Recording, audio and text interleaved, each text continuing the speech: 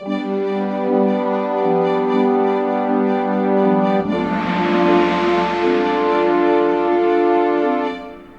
to What New Crap Did Dumb People Do Today? I'm Hunter Hall. And I'm Clara Poteet, and here are this week's top stories. Americans are becoming suspicious that Trump is getting all his information from television.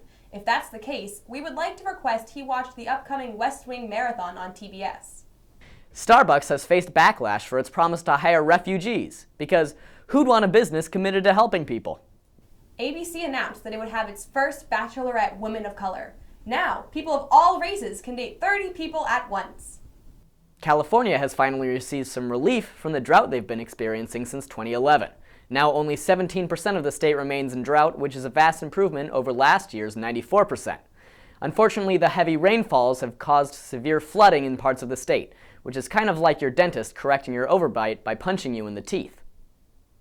NASA discovered a cluster of Earth-sized planets. So don't worry, people of Earth, we have a contingency plan. Mexico says it won't go through with the Trump administration's deportation plans. Mexican, more like Mexicant, am I right? U.S. allies in Europe are confused by the actions of the Trump administration. Liberal Americans have issued an apology, to Sweden in particular. Republican Congress members faced rowdy town halls over the weekend. Some congressmen Skyped in instead of appearing in person. RepubliCAN'Ts, more like RepubliCAN'Ts, am I right? Please stop. In Japan, over 30 bald men met during their annual tournament that celebrates baldness. Now that we've accepted both baldness and dad bods, all these chubby middle-aged men can finally feel confident as the women sitting next to them slowly lose their minds by never eating carbs. Companies have begun adding Trump-related risk contingencies to their financial filings.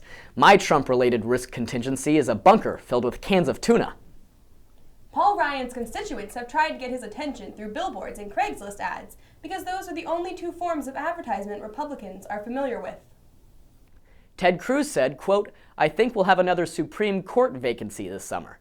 In an unrelated story, the Zodiac Killer has recently hinted at his next victim. A U.S. Army command post has banned, quote, Nickelback and other terrible rock groups. It's good to see the military asserting itself against the true enemies of America. That's it for Winky Pinky Dink. I'm Clara Poteet. I'm Hunter Hall. And Patrick Stewart is still not here. Good night.